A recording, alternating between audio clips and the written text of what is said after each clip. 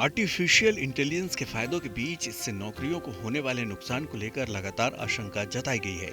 लेकिन अब अंतर्राष्ट्रीय मुद्रा कोष यानी आईएमएफ के चीफ के एक बयान से तमाम नौकरी पेशा लोगों के बीच संकट की नई लहर दौड़ गई है।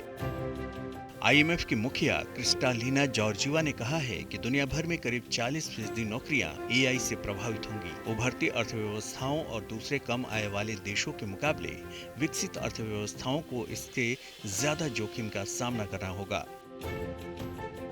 आईएमएफ की प्रबंध निदेशक क्रिस्टालिना जॉर्जिवा ने अपने एक ब्लॉग पोस्ट में चिंता जताते हुए कहा है कि एआई से असमानता के हालात खराब होने की आशंका है। उनका सुझाव है कि नीति निर्माताओं को इससे उपजने वाले सामाजिक तनाव को रोकने का काम करने की जरूरत है। एआई की आय असमानता का असर काफी हद तक इस बात से तय होगा कि टेक्नोलॉजी ऊंची कमाई वालों के लिए कितनी मददगार होती है। जॉर्जिवा ने कहा है कि ऊंची कमाई वाले कर्मचारियों और कंपनियों की ज्यादा प्रोडक्टिविटी से कैपिटल रिटर्न को बढ़ावा मिलेगा, जिससे पैसों का अंतर बढ़ेगा।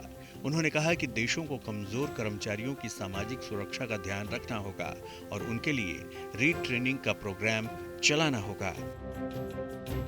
हालांकि एआई के नेगेटिव असर के बावजूद इस टेक्नोलॉजी से होने वाले पॉजिटिव बदलावों को नकारा नहीं जा सकता है।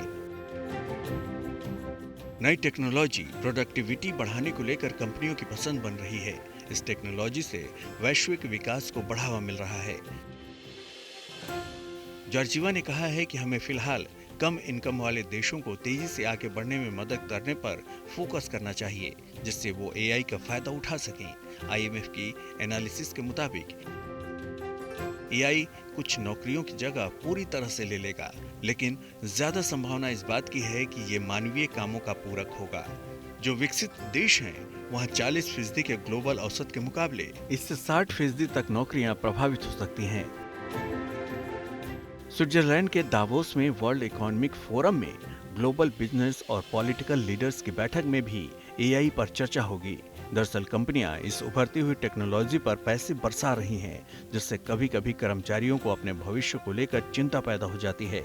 यूरोपीय यूनियन एआई पर सुरक्षा उपाय लागू करने के लिए कानून पर दिसंबर में एक अस्थायी समझौते पर पहुंच गया, जबकि अमेरिका अब भी अपने फेडरल रेगुलेटरी रुख पर विचार कर रहा है। वीडियो पसंद आया तो हमें लाइक, कमेंट, शेयर और सब्सक्राइब जरूर करें।